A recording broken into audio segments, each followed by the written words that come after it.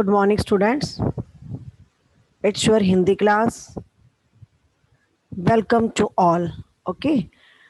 बच्चों, आज हम पढ़ेंगे हिंदी व्याकरण पाठ 4 शब्द भंडार। हमने शब्द के बारे में पढ़ा था ना, लास्ट टॉपिक हमारा था शब्द। शब्द क्या होते हैं? हमने पढ़ा था कि वर्णों के सार्थक समूह को शब्द कहते हैं, है ना। तो आज हम पढ़ेंगे शब्द भंडार। कि भंडार क्या होता है बेटा? जैसे आप लोग देखते हो गेहूं का भंडार होता है, चावल का भंडार होता है, जहाँ पर बहुत सारी मात्रा में, क्वांटिटी में वो चावल या गेहूं अवेलेबल होता है, तो जहां पर वो रखा जाता है उसको हम बोलते हैं भंडार। ओके। ऐसे ही शब्द है, शब्द भंडार मतलब जहां पर शब्द जो है बहुत अधिक मात्रा में एकत्रित होते हैं, यानी कि हर तरह के शब्द वहां पर होते हैं। तो आइए आज हम इस पाठ के बारे में जानेंगे कि शब्द भंडार क्या होता है। सार्थक शब्दों के अनेक रूप होते हैं।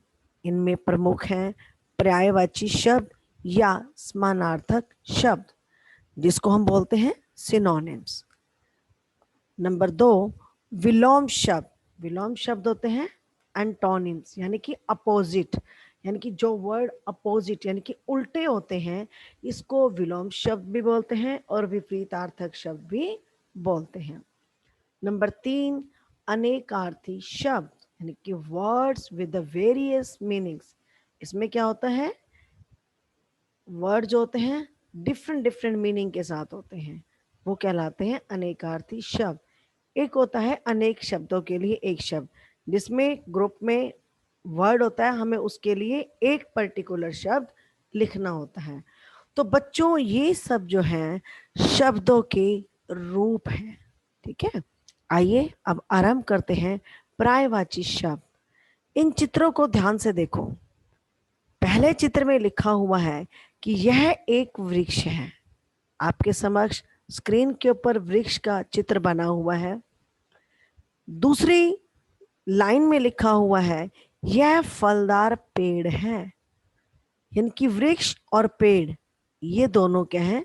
समानार्थक है, एक दूसरे के समान अर्थ है। यहाँ पर हम वृक्ष भी कह सकते हैं इसको, और इसका दूसरा अर्थ पेड़ भी कहते हैं। ठीक है। तो ये कहलाता है समानार्थक शब्द।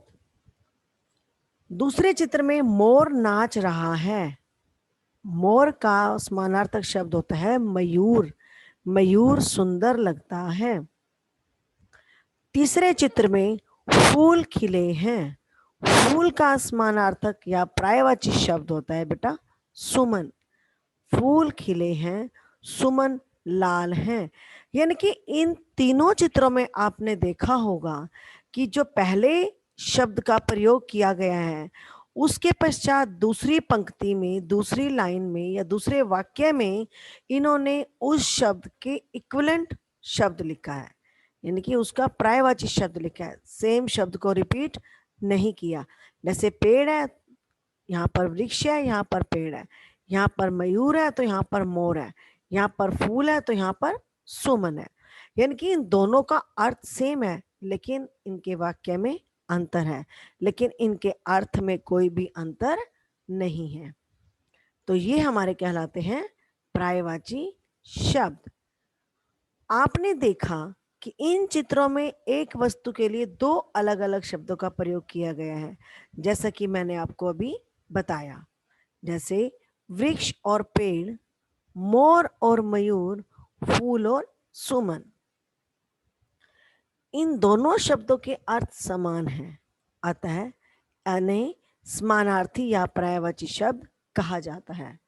तो बच्चों, आप इसमें कंफ्यूज मत होना कि समानार्थी शब्द या पर्यायवाची शब्द क्या होते हैं। ये एक ही है, इनको हम समानार्थी भी बोलते हैं और पर्यायवाची शब्द भी बोलते हैं। तो इन दोनों के अर्थ जो हैं समान होते हैं, इसलिए इसका नाम समानार्थी शब्द है। आइए इसकी परिभाषा जानते हैं। भाषा के जो शब्द एक समान अर्थ प्रकट करते हैं वे पर्यायवाची शब्द कहलाते हैं। यानी कि आप परिभाषा को पढ़कर समझ गए होंगे कि भाषा के जो शब्द एक समान अर्थ प्रकट करते हैं, यानी कि एक जैसे जब अर्थ प्रकट करते हैं तो वो कहलाते हैं पर्यायवाची या समानार्थक शब्द। नेक्स्ट, विद्यार्थी अपना शब्द भंडार बढ़ाने की दृष्टि से आगे दिए गए पर्यायवाची शब्दों को ध्यानपूर्वक देखें।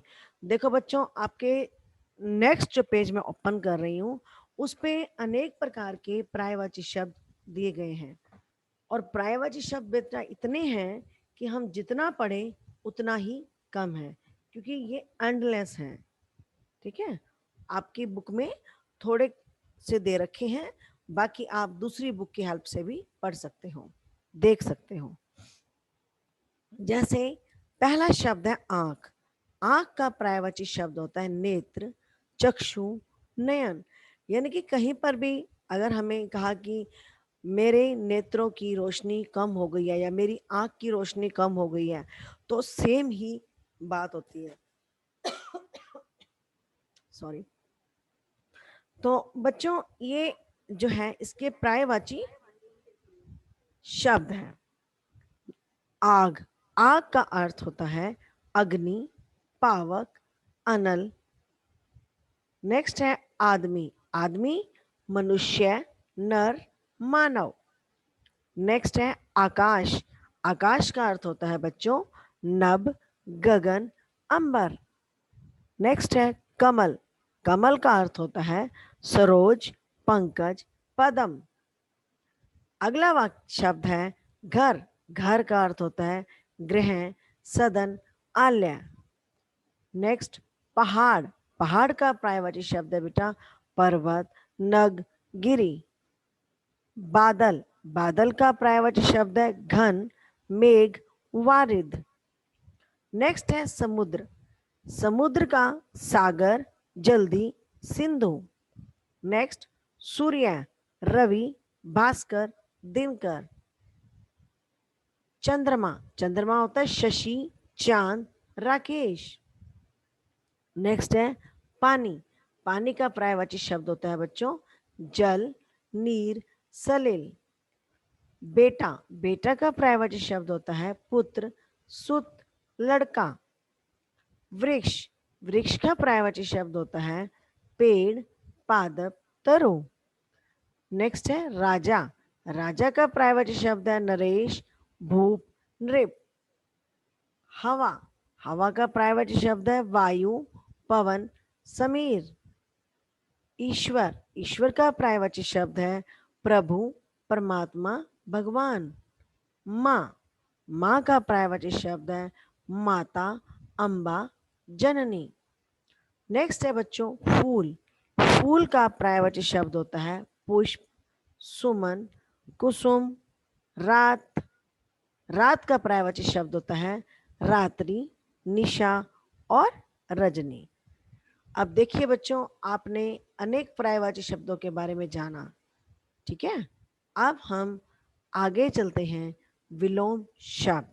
विलोम का अर्थ, जैसा कि मैंने आपको बताया बच्चों पहले, कि विलोम का अर्थ होता है उल्टा। ओके, विलोम का अर्थ होता है उल्टा या विपरीत, यानी कि जो उल्टा अर्थ दिखाता है उसको हम बोलते हैं विलोम शब्द। देखो, आपके सामने ये चित्र बने हुए हैं बेटा, ये दोनों एक दूसरे के अपोजिट हैं, है ना। जैसे अधिक। अधिक का होता है कम, बड़ा, छोटा। जैसे ये देखो, ये बॉक्स तो बड़ा है लेकिन इसका अपोजिट जो बनेगा बच्चों वो बनेगा छोटा। ओके, तो चित्रों के माध्यम से आपको समझ में आ गया होगा कि विलोम शब्द क्या होते हैं। और पर्यायवाची शब्द में भी आपको चित्रों के द्वारा समझाया गया था। तो अब हम विपरीतार्थक शब्दों का अध्ययन करते हैं। देखो, अधिक और कम, यहाँ पर जो पुस्तकें हैं वो कम है और यहाँ पर अधिक है, तो ये दोनों एक दूसरे के अपोजिट हैं, विपरीत हैं। आइए कुछ विलोम शब्दों के बारे में जानते हैं। शब्द है आकाश। आकाश का विलोम होता है बेटा पाताल। नेक्स्ट शत्रु, शत्रु का विलोम होता है मित्र। नेक्स्ट है प्रातः, प्रातः का विलोम होता है सायं। ओके, नेक्स्ट है ऊपर, ऊपर का विलोम होता है बच्चों नीचे। ठीक है, दिन, दिन का पर्यायवाची विलोम होता है रात। नेक्स्ट है स्वस्थ, स्वस्थ का विलोम होता है अस्वस्थ। सरल, सरल का विलोम शब्द है कठिन। कहते हैं ना कि ये सम बहुत सरल है, ये कार्य बहुत सरल है, तो हम कहते हैं कि नहीं ये कार्य कठिन है, तो हम सरल का विलोम शब्द बनता है कठिन। नेक्स्ट विद्वान, विद्वान का विलोम शब्द बनता है बेटा मूर्ख। ठीक है, तो हमने पर्यायवाची और विलोम शब्दों के बारे में जाना। आइए अब हम आगे पढ़ते हैं। आगे कुछ और भी विलोम शब्द दिए मैं, इनका भी बारे में भी जानकारी प्राप्त करते हैं। अंधकार, अंधकार का अर्थ होता है बेटा प्रकाश। प्राचीन, प्राचीन होता है पुराना, और नवीन होता है बेटा नया। ओके, तो प्राचीन का अपोजिट बनेगा नवीन। सत्य, सत्य का बनेगा असत्य। वीर कायर, ज्ञान अज्ञान, निश्चय अनिश्चय, धर्म अधर्म, हिंसा अहिंसा। ओके, कोमल कठोर, गुण अवगुण, सुख दुख, प्रसन्न अप्रसन्न। तो बच्चों हमने कई विलोम शब्दों के बारे में जाना। इससे पिछला जो टॉपिक हमारा था वो था पर्यायवाची, उसमें भी हमने अनेक पर्यायवाची शब्दों को जाना कि एक शब्द के समान अर्थ क्या होते हैं। उसके पश्चात हमने विलोम शब्दों के बारे में जाना कि विलोम शब्द क्या होते हैं और इनके क्या, किन शब्दों का क्या विलोम शब्द बनता है। अब हम पढ़ते हैं आगे अनेक अर्थक शब्द। अनेक अर्थक शब्द, देखो बच्चों इसके नाम से ही पता लग रहा है, अनेक अर्थक मतलब अनेक अर्थ वाले। शब्द तो एक होता है लेकिन उसके जो अर्थ होते हैं वो अनेक होते हैं। जैसे अंक, अंक एक होता है गोद और दूसरा इसका अर्थ निकलता है संख्या। कहते हैं ना कि तुम्हारे पेपर में कितने अंक तुमने प्राप्त किए, अंक का मतलब होता है संख्या।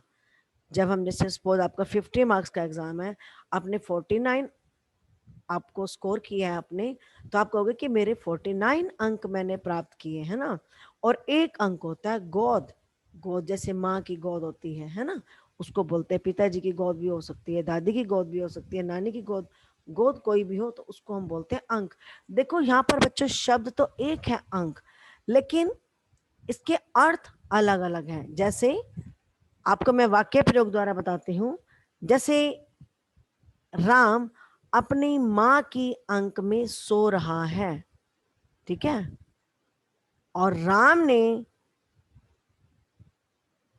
इंग्लिश या हिंदी के सब्जेक्ट में 49 अंक प्राप्त किए, ठीक है। तो देखो अब जब मैंने वाक्य प्रयोग किया तो उसके द्वारा हमें पता लगता है कि मोहन माँ की अंक में है, कि इसका अर्थ अंक का यहाँ पर जो अर्थ प्रयोग होगा वो बच्चों होगा गोद। ओके, और राम ने हिंदी के पेपर में 49 यानी कि 49 अंक प्राप्त किए, तो वहां पर आ जाएगा बेटा अंक का अर्थ होता है संख्या। ओके, ऐसा ही है अंग, दूसरा शब्द हमारा है अंग। अंग के दो अर्थ दिए गए हैं, एक है शरीर और दूसरा है भाग। ओके, शरीर क्या होता है, हमारी बॉडी है ना, उसके जो पार्ट होते हैं उसको बोलते हैं अंग। कहते हैं ना कि हमारा अंग अंग दुख रहा है, मतलब शरीर दुख रहा है। कई बार बोलते हैं ना कि हमारी बॉडी में पेन हो रहा है, तो हम कहते हैं हमारे अंग अंग दुख रहा है, मतलब बॉडी का जो पार्ट है सब दुख रहा है। एक होता है भाग, किसी चीज में भाग, हिस्सा, जैसे संज्ञा के 3 अंग हैं, ठीक है, मतलब 3 उसके भाग होते हैं। तो इस प्रकार हम वाक्य प्रयोग द्वारा इनके अर्थों को समझ जाते हैं। नेक्स्ट आ रहा है अर्थ। अर्थ का होता है मतलब और दूसरा होता है धन। मतलब का अर्थ क्या है? अब मैंने पूछा कि आप मुझे इसका अर्थ बताइए, ठीक है, जैसे मैंने बोला माँ का अर्थ बताइए, अर्थ मतलब उसका मीनिंग, मतलब, तो वहां पर मतलब होगा, और धन कि मेरे पास अधिक मात्रा में अर्थ है, अर्थ मतलब धन। तो ऐसे ही बेटा नेक्स्ट है कर। कर का एक अर्थ होता है हाथ, और दूसरा है टैक्स, और तीसरा होता है सूंड। जैसे हाथी की कर बहुत लंबी है, यानी कि सूंड, और एक है हाथ, कर। हमें अपने कर कमलों द्वारा दान करना चाहिए। नेक्स्ट टेक्स्ट है, मेरे पिताजी ने हाउस, घर का जो कर है वो पे कर दिया, मतलब टैक्स। ओके, ऐसे ही कल। कल का अर्थ होता है मशीन, और नेक्स्ट होता है आने वाला दिन, और तीसरा इसका अर्थ बनता है चैन, ठीक है, मशीन, आने वाला दिन और चैन।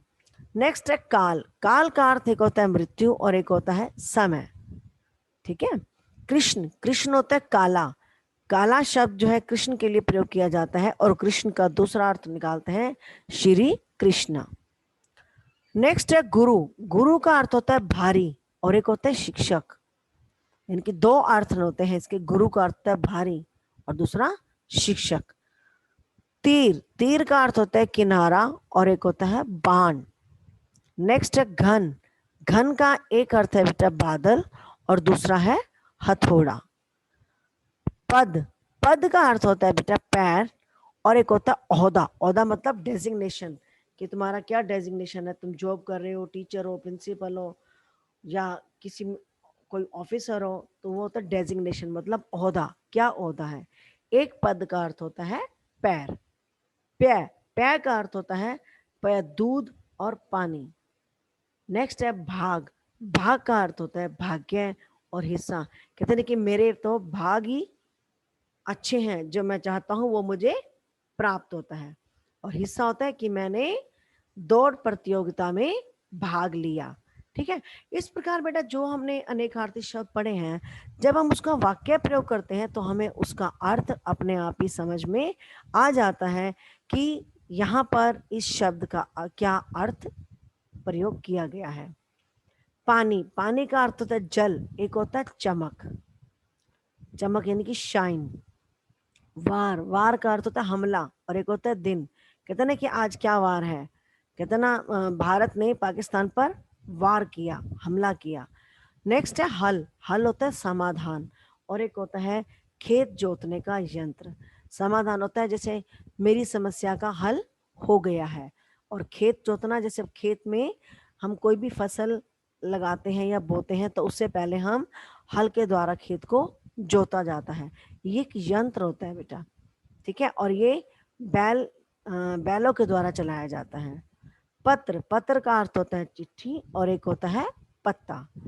तो बच्चों इस प्रकार हमने अनेक आर्थिक शब्दों के बारे में जाना कि पर्यायवाची यानी कि समानार्थक और अनेकार्थक शब्द, इन दोनों में क्या अंतर है। मैं एक बार फिर से बता देती हूँ बच्चों कि जो पर्यायवाची शब्द होते हैं या समानार्थक शब्द होते हैं, उसमें एक शब्द के अनेक अर्थ होते हैं, लेकिन जो अनेकार्थी शब्द होते हैं उसमें शब्द तो एक होता है लेकिन उसके अर्थ अलग अलग होते हैं, जबकि समानार्थक या पर्यायवाची शब्दों में अर्थ एक समान होते हैं, और अनेकार्थक शब्द में उसके जो अर्थ होते हैं वो डिफरेंट होते हैं, अलग होते हैं। आइए अब समझते हैं अनेक शब्दों के लिए एक शब्द, यानी कि वन वर्ड सब्स्टिट्यूशन। इसमें क्या होता है बच्चों, ये एक सेंटेंस होता है, कोई भी वाक्य होता है, उसकी जगह हमें उसका सब्स्टिट्यूट ढूंढना होता है, यानी कि एक वर्ड में हमें उसका उत्तर देना होता है। जैसे आपके सामने 2 चित्र दिखाए गए हैं। पहले चित्र में है यह व्यक्ति मरीजों का इलाज करता है, यह व्यक्ति मरीज लेटा हुआ है और यह व्यक्ति जो है बैठा हुआ है। तो मरीजों का इलाज कौन करता है बच्चों? आप सभी को पता लग गया होगा मरीजों का इलाज कौन करते हैं? डॉक्टर। तो यहाँ पर यह व्यक्ति डॉक्टर है, हम इसको ऐसे लिखेंगे, यानी कि मरीजों का इलाज करता है, उसका सब्स्टिट्यूट बनेगा डॉक्टर।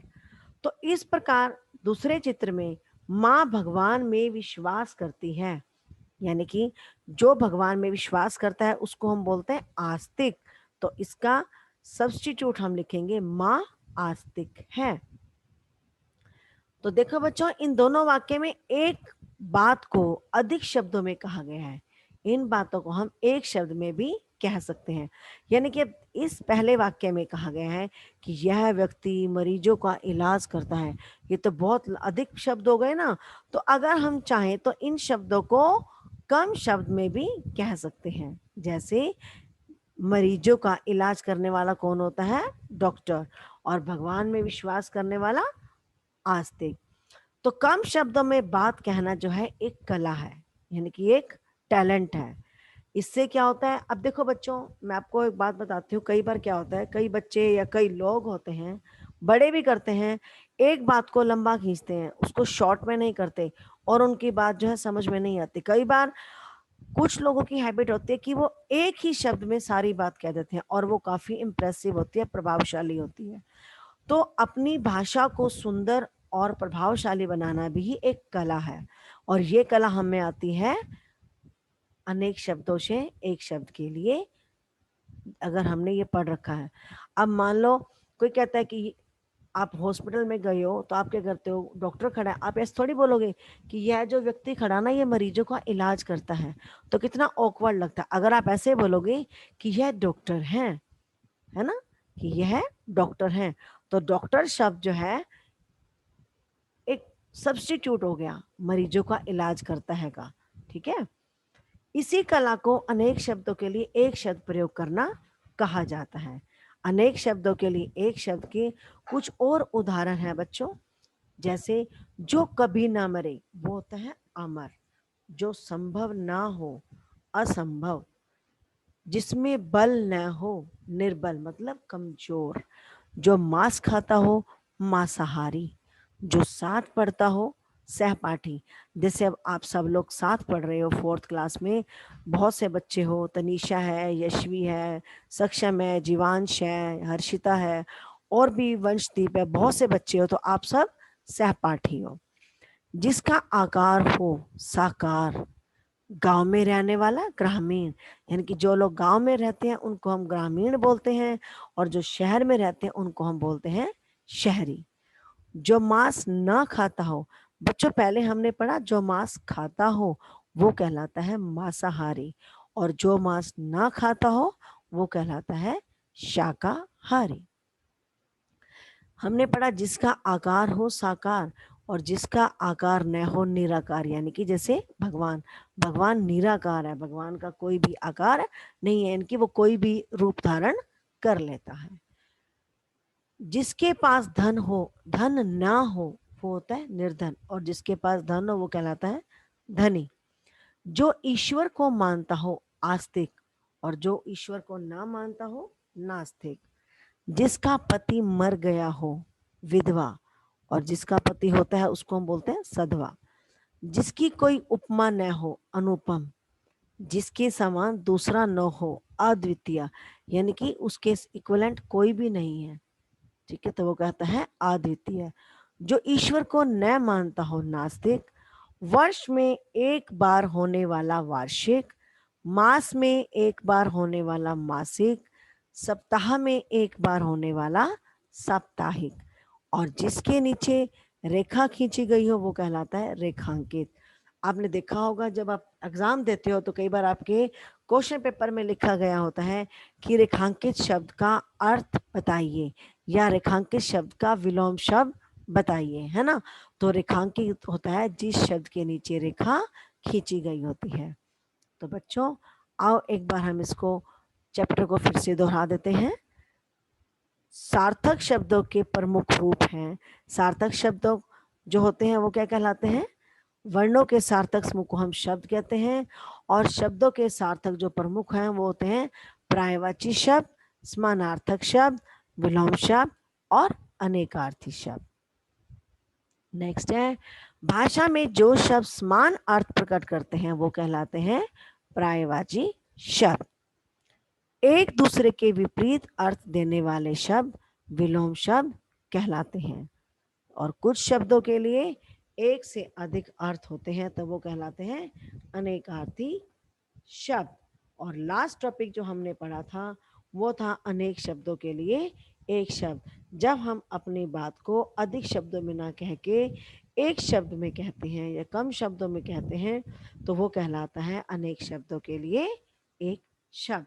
तो बच्चों, आज हमने व्याकरण का पाठ 4 शब्द भंडार के बारे में जाना। तो आई होप कि आपको ये लेसन समझ में आ गया होगा।